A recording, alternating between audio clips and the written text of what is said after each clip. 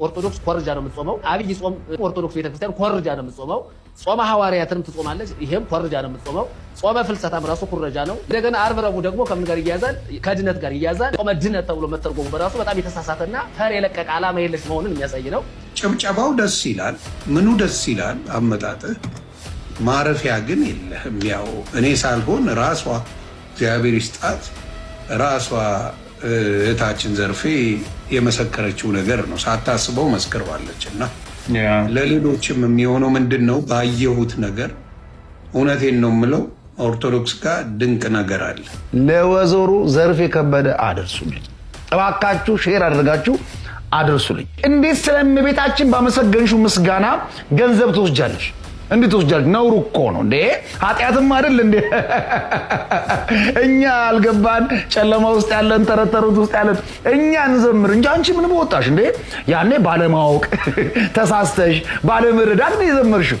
ስለዚህ ዩቲዩብ ቻናልሽ ላይ ያለውን የእመቤታችን ምስጋና አንሺው። አውቃለሁ እረስተሽው ነው፣ ችግር እንዳለ አውቃለሁ። ትንሽ ያልና ትረሻለሽ። ላስታውስሽ ብዬ ነው። በነገራችን ላይ ይሄ ዝማሬ ከ5000 በላይ ላይክ አለው።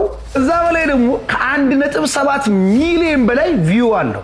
ታዲያ ልባም ከሆንሽ ይሄን መዝሙር አንሺው እስቲ። አንቺ እውነት ወንጌል አማኝ ከሆንሽ በኢየሱስ ክርስቶስ ላይ የሚደረብ ዝማሬና ምስጋና የለም ካልሽ አንሺው፣ አታረሺውም። ምክንያቱም ብር ትወጃለሽ። ሳንቲም ነገር ያውንልሽማ። ሆዶ አምላኩ ነሻ። እስቲ አንሻት አንቺ ልብ ካለሽ። ታድሶ ማለት ምንም ማለት ነው። ኦርቶዶክስ ነኝ ብሎ ድርቅ የሚል ጴንጤ ማለት ነው ስናብራራው። እና እነዚህ ሰዎች መግለጫ ሲያወጡ አንዱ ቤተክርስቲያኗን የተቹት ጾም በስቷል። ሰማ ወልድኪ ነፍሳተ ሶባራየኪ በእሳተ ኩነኔ ዘሃሙ ማርያም ትብሊ በንቲ አዎሙ። ችግር እንዳለ አውቃለሁ። ሰላም እንደምን አላችሁልኝ? ጤናችሁ ሁሉ አማን ነው ወይ? ይሄንን ቪዲዮ ኮፒ ሊንክ አታድርጉ፣ ዲዩትም አታድርጉ። ነገር ግን ረገጥ አድርጋችሁ ሼር እንድታደርጉልኝ እፈልጋለሁ። ምክንያቱም ይሄ ቪዲዮ ለወይዘሮ ዘርፌ ከበደ አድርሱልኝ እባካችሁ፣ ሼር አድርጋችሁ አድርሱልኝ። እንደሚታወቀው ዘርፌ ከበደ ኦርቶዶክስ ተዋሕዶ ቤተክርስቲያን ውስጥ እያለች ብዙ የዘመረቻቸው ዝማሬዎች አሉ። አሁን ግን ድንገት አይምሮዋ ላይ መዳን በማንም የለም የሚል ድምጽ ብልጭ ብሎባት መጽሐፍ ቅዱስን ስትገልጠው አወቀችውና የኢትዮጵያ ኦርቶዶክስ ተዋሕዶ ቤተክርስቲያን ጥላ እንደሄደችና ኢየሱስ እንደገባት ተናግራ ኮኮበለለች ቆይታለች። እና ዛሬ ጥያቄ ምንድነው? ዘርፌ ከበደ ሆይ በዩቲዩብ ቻናልሽ ላይ በኢትዮጵያ ኦርቶዶክስ ተዋሕዶ ቤተክርስቲያን ውስጥ እያለሽ በጣም ብዙ ዝማሬዎችን ዘምረሻል። አሁን ወደ ተሻለ ብርሃንና መገለጥ ደርሻለሁ፣ በፊት የነበርኩበት ተረት ነው ጨለማ ነው ብለሽ ነግረሽን አሁን ደግሞ ወደሚደነቅ ብርሃን ውስጥ እንዳለሽና ለኢየሱስ ብቻ የሚታወጅ ቃልና ስንኝ ዝማሬ ነው ያለኝ ታልሽ እንኪያስ ታዲያ ዩቲዩብ ቻናልሽ ላይ ያስቀመጥሻቸውን ዝማሬዎች ለምንድነው የማታነሻቸው? አብሶ ደግሞ ስለ እመቤታችን ስለ ቅድስት ድንግል ማርያም የዘመርሻቸው ዝማሬዎች አሉ። ታዲያ ዝማሬም ምስጋናም ለኢየሱስ ብቻ ነው በሚል ተቋም ውስጥ ያለ ሰው እንዴት እመቤታችንና የቅዱሳን መላእክትን ዝማሬ ዩቲዩብ ቻናሉ ላይ ሊያስቀምጥ ይችላል? ገንዘብንም ወዶ ዝማሬውን ጠልቶ አይሆንም። ስለዚህ አንቺ እውነተኛ የወንጌል መገለጽ ውስጥ ካለሽና በፊት የነበርሽበት ሕይወት ጨለማ ከሆነና በኢየሱስ ክርስቶስ ላይ የመደረብ ዝማሬዎችን አድርገሽ ከሆነ ለምን አሁን አታነሺው? አንሺዋ። እባብን ግደል ከነበትሩ ገደል ይላሉ አበው ሲሰርቱ። ሁለት እግር አለኝ ተብሎ ሁለት ዛፍ አይወጣም። መተው ነው ያለብሽ። እንዴት ስለእመቤታችን ባመሰገንሹ ምስጋና ገንዘብ ትወስጃለሽ? እንዴት ትወስጃለሽ? ነውር እኮ ነው እንዴ! ኃጢአትም አይደል እንዴ? እኛ አልገባን ጨለማ ውስጥ ያለን ተረተሩት ውስጥ ያለን እኛ እንዘምር እንጂ አንቺ ምን ወጣሽ እንዴ? ያኔ ባለማወቅ ተሳስተሽ ባለመረዳት ነው የዘመርሽው። ስለዚህ ዩቲዩብ ቻናልሽ ላይ ያለውን የእመቤታችን ምስጋና አንሺው። አውቃለሁ እረስተሽው ነው፣ ችግር እንዳለ አውቃለሁ። ትንሽ ያልና ትረሻለሽ። ላስታውስሽ ብዬ ነው። ከዛ መሃል ዝማሬዎችሽ ጸጋን የተሞላሽው የሚል ዝማሬ አለሽ። ይሄ ዝማሬሽ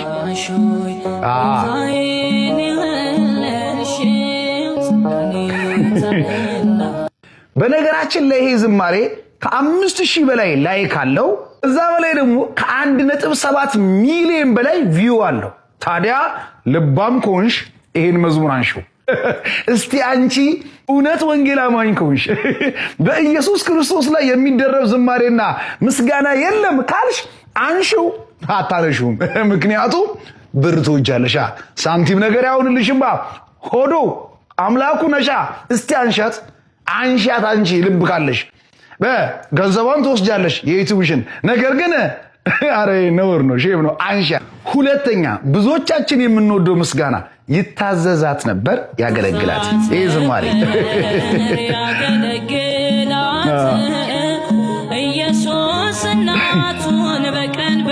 ይሄ ዝማሬ ማለት ይታዘዛት ነበር ያገለግላት የሚለው ዝማሬ አሁን ካለሽበት እውነትና ብርሃን ጋር ይጋጫልና እባክሽ ገንዘብ የማትወጂ ከሆነ ይሄን ዝማሬ አንሺው ከዩቲዩብ ቻናልሽ ላይ አንቺ ልብ ካለሽ። በነገራችን ላይ ይታዘዛት ነበር ያገለግላት የሚለው ዝማሬ ከ6000 በላይ ላይክ አለው። ከ1,300,000 በላይ ቪው አለው። ስለዚህ ልብ ካለሽ አንሻት እኮ አንሻት። ካልሆነ ደግሞ ልክ እንደ አጎትሽ እንደተዝታው ግጥሟን ቀይር አድርገሽ ዘምሪያት እንጂ ዩቲዩብ ላይ ቁጭ አድርገሽ ገንዘቧን እየቃረምሽና እያፈሽ ነገር ግን እመቤታችን ምስጋና አይገባትም ማለት ነውርም ነው፣ ሼምም ነው። ደግሞ ብዙ ሰዎች ለጥቅም ነው የሄደችው እንዳይሉሽ ፈርቼ ነው፣ ለአንቺ ብዬ አስቤ ነው አንሺው ከዩቲዩብ ቻናልሽ ላይ የምልሽ። ብዙ ትረሻለሽ፣ አንቺ ብዙ ትረሻለሽ። ስለዚህ ላስታውስሽ ብዬ ነው። እውነታን ሸፍኖ አስመስሎ መስበክና እውነትን መንገር የተለያዩ ናቸው። ገባት? ትልቁ ሚስ አንደርስታንዲንግ ያለው እዛ ጋር ነው። እኔ ባለውበት ነገር ላይ የነበረው ተሸፍኖ ገብቷል። ከላይ ስታየው ያማረ ነገር የሚመስል፣ ከላይ ስታየው እውነት የሚመስል፣ ከላይ የምታየው በጣም እንትን የሚመስል፣ ስትገባ ግን የት ልግባ ብለህ ግራ እስኪገባ መውጫ መግቢያውን የማታውቅበት ቦታ ላይ ፍሪዌይ ላይ እንደመልቀቅ፣ አንድ አዲስ ድራይቨርን ፍሪዌይ ላይ መልቀቅ እንደማለት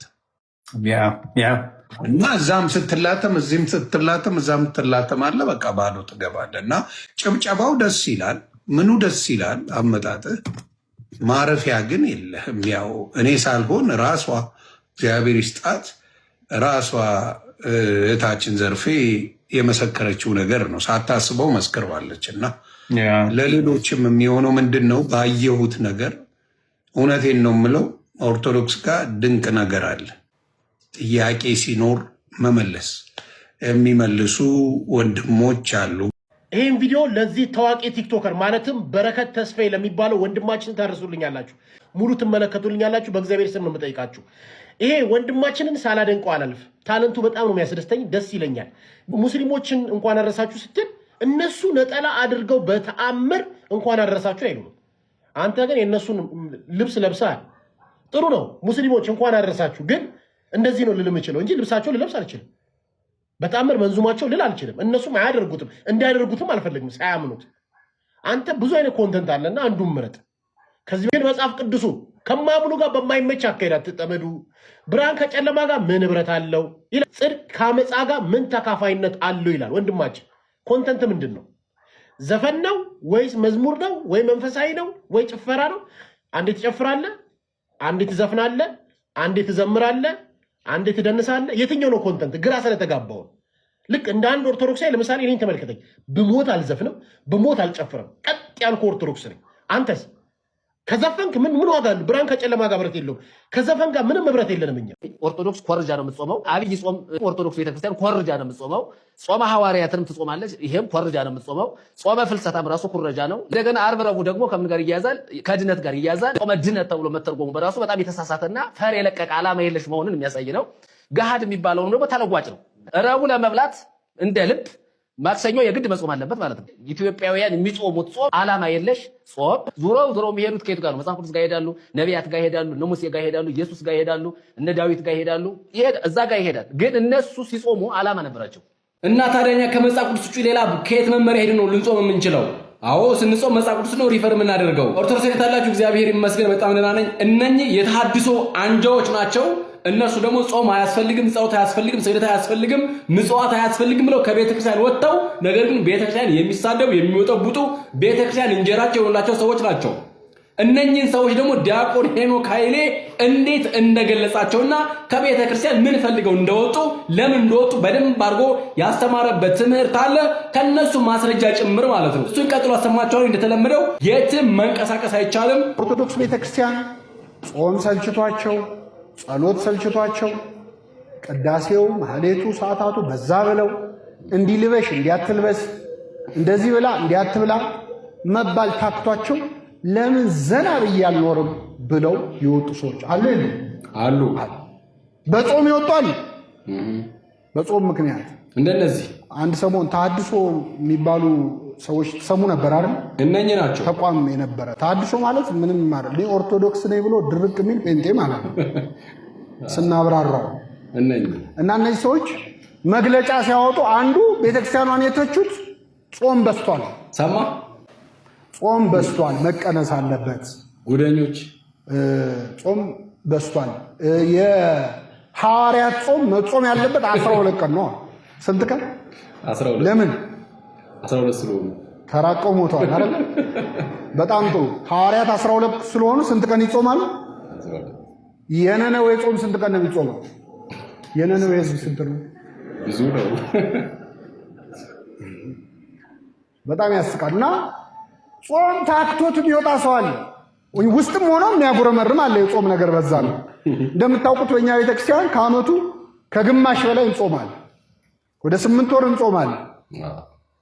ምናልባት 8 ወር ስል እንደዚህ ሰዎች ገለውና እንደኔ ያልደመርኩትም ነበር እንዳትሉ እና ጾምን ቁጥሩ ብዙ ነው። እሱ ላይ ክርክር የላትም ቤተክርስቲያን።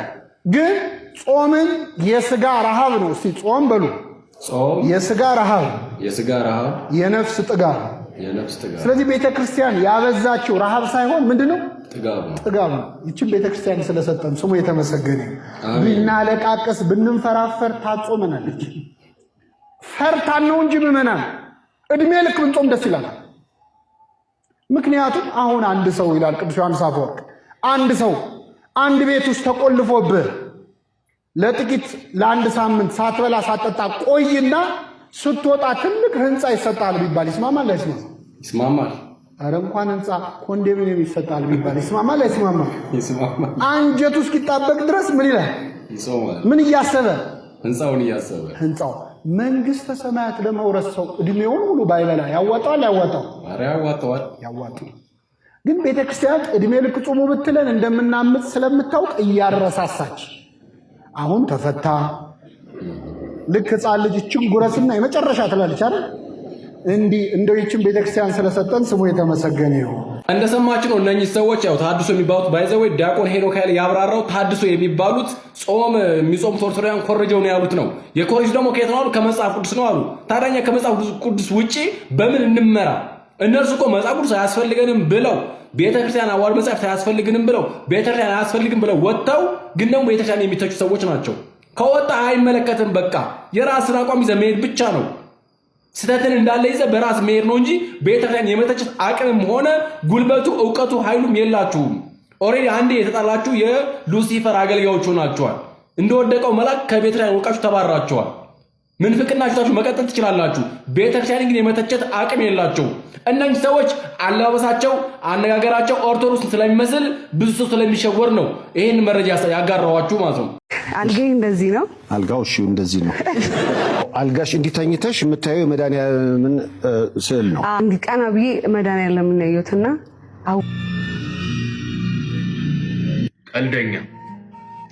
ቀልደኛውማ አንተ ነህ። ይህንን የምግብ ዘይት እየበጠበጡ አንዴ ያግቱካል፣ አንዴ ደግሞ ጸጉርን ይቀቡካል። አናት ሳሳና ሰው ሃይማኖት ላይ መጥተህ ፊጤጥ ትላለህ። አዎ የኔ መድኃኒዓለም ያጎነበሱትን ያቀናል። የኔ መድኃኒዓለም ካመንከው ከጉንጭ ላይ እንባ ይጠርጋል። የኔ መድኃኒዓለም ካመንከው ከችግርህ ሁሉ ይደርስልሃል። የኔ መድኃኒዓለም በየሄድክበት ሁሉ ካመንከው ይደርስልሃል። አዎ ሂድ እስቲ አንተን ቸርች ለምን አጎበኙም? በጫማ ጥፍ አይደል እንዴ እንደ ፊልም ሴጣን ካላወጣም ብሎ ሲከረባበቱ የሚውሉት? ያንተ ቸርች ምንድን የተለየ ነገር የሚያደርገው? እኔ እንኳን እማምነው መድኃኒዓለም የሰማያቱትን ነው። አንተ ጋር የምታምነው እኮ ከአንተ እኩል 9 ወር ተፈጥረው ፓስተር የተባሉትን ነው እምሰግድላቸው። ከኔና ካንተ ማን ነው ቀልደኛ ወንድም አለም? ለማንኛውም ግን ይሄ ተደራጅቶ ህዝብ የሚዘርፉትን ፓስተሮችን ትተ መድኃኒዓለምን ብትከተል ጭንቅላት በበራል ኑሮ። ለማንኛውም ክፉ አታስሩ። ዛሬ ያመጣንላችሁ ማህበር ደግሞ ጴንጤ ኦርቶዶክሶች ማህበር ይባላል። ይህ ማህበር ከማህበራዊ ህይወት እንዳይገለሉ ማህተባቸውን አስረው ነጠላቸውን አድርገው ቤተ ክርስቲያን እየሄዱ ኢየሱስ ክርስቶስ ጌታና አዳኝ እንደሆነ ለአምነው አሁንም ኦርቶዶክስ ሆነው ማህበረሰቡ ግን ሊያገለን ይችላል የሚል ፍርሃት ላለባቸው ሰዎች እዛው ባሉበት ኢየሱስ ክርስቶስ ጌታና አዳኝ እንደሆነ በልባቸው አምነው በአፋቸው የመሰከሩትን ኦርቶዶክስ ወንድሞቻችንን ለማሰብ ይህንን ማህበር አቋቁመናል። አለመማርን የመሰለ ትልቅ በሽታ የለም። ኦርቶዶክሳውያን ይህንን ቪዲዮ አታሳልፉት።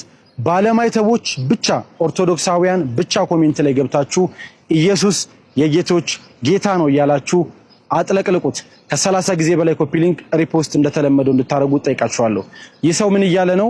በኦርቶዶክስ ቤት ውስጥ ሆነው አስተሳሰባቸው፣ አስተምሯቸው፣ እምነታቸው የጴንጤ ሆኖ ነገር ግን ጴንጤነታቸውን መቀበል የማይችሉ ፈሪዎች ስላሉ ማህበረሰቡ እንዳያገላቸው የሚፈሩ ስላሉ ለነሱ ማህበር መስርተናል እያለ እየተናገረ ነው። በመጀመሪያውና ዋናው መሰረታዊ ነገር አንድ ሰው የሚያምነውን እውነት በአደባባይ መመስከር ካልቻለ፣ በአደባባይ መናገር ካልቻለ እንግዲህ ያ ሰው በጣም ውሸታም ነው ማለት ነው። ይሄ ልጅ እንዳለው እውነትም ኦርቶዶክስ ሆነው አስተሳሰባቸው ግን የጴንጤ የሆኑ ሰዎች ካሉ ማህተብ አድርገው ቤተ መቅደስ ቤተክርስቲያን እየተመላለሱ እምነታቸውና አስተሳሰባቸው ግን የፕሮቴስታንት የሆኑ ሰዎች ካሉ እነዚህ ሰዎች ውሸታሞች ናቸው። ምክንያቱም ለሚያምኑበት ነገር ዋጋ እየከፈሉ አይደለም። እኔ የልጁን አስተሳሰብ በርግጥ አልቀበልም። ምናልባት ተልኮ ይዘው የገቡ ኦርቶዶክሳውያንን ለማደናገር ነጠላና መስቀል ያደረጉ ሰዎች ሊኖሩ ይችላሉ እንጂ የማህበረሰቡን መገለል ፈርተው ሰው እንዳያገላቸው ሰው እንዳያርቃቸው ፈርተው ጴንጤነታቸውን ደብቀው የኦርቶዶክስ ካባ ውስጥ የተደበቁ ሰዎች ካሉ ግን እነዚህ ሰዎች ውሸታሞች ናቸው ማለት ነው።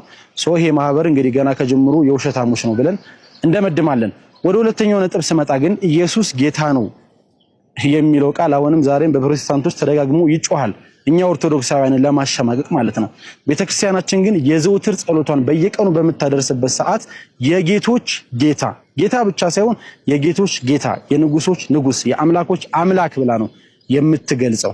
ስለዚህ በዚህ መንገድ ለኦርቶዶክስ የኢየሱስን ጌትነት ለማስተማር መሞከርህ በጣም ትልቅ ደፋርነትን የሚያሳይ አለመማርን የሚያሳይ ነገር ነው። እዚሁ ጋር አጣቀሽ የማልፈው ነገር ኢየሱስ ጌታ ነው የሚለው ቃል እንዴት መጣ የሚለውን ካየን በእርግጥ በሐዋርያው ቅዱስ ጳውሎስ መልእክት በአንደኛ ቆሮንቶስ ምዕራፍ 12 ቁጥር 3 ላይ የተቀመጠ ቃል ነው። ቀደምት አባቶቻችን ሰማዕትነትን ሲቀበሉ አረማውያንና አላውያን ሊገሏቸው ሰይፍ ባንገታቸው ላይ ሲያስቀምጡ ኢየሱስ ጌታ አይደለም በሉ ሲሏቸው አይ ኢየሱስማ ጌታ ነው እያሉ እየመሰከሩ ሰማዕትነትን ይቀበሉ ነበር። እና ይሄም ቃል የመጣው ከኛ ከኦርቶዶክሳውያን አባቶች መሆኑን በዚሁ አጋጣሚ ልነግርህ ፈልጋለሁ። ኢየሱስ ዛሬም ትናንትም ወደፊትም ጌታም የጌቶች ጌታም የአምላኮች አምላክ የንጉሶች ንጉስ ነው።